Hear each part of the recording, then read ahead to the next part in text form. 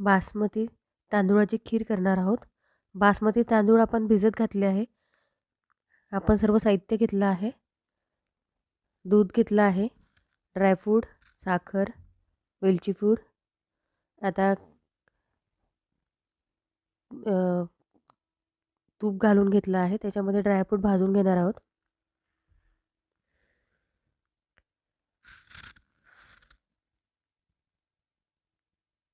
आता भिजत घातलेले तांदूळ बासमती आपण थोडेसे भाजून घेणार आहोत तुपावर.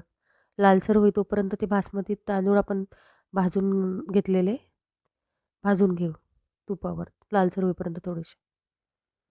आता त्यामध्ये दूध घालणार आहोत.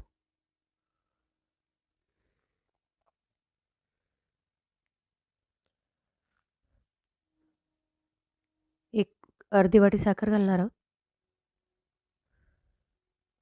आता आपले तांदूळ हे जोपर्यंत शिजत नाही थोडेसे तोपर्यंत आपण झाकण ठेवून त्याला शिजू देणार आहोत थोडे.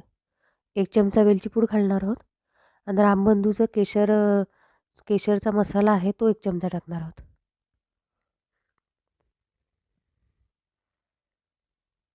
आता तांदूळ थोडे शिजत आले आहे. परत आपण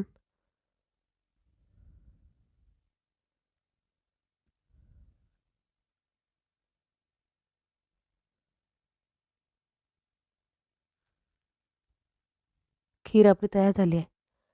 तांदूळ छान शिजले आहे. आता खीर तयार झाली आहे तांदूळाची, बासमती चावलची खीर.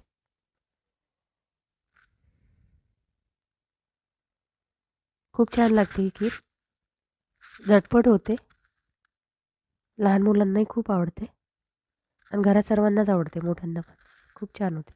करून बघा, लवकर होते, झटपट.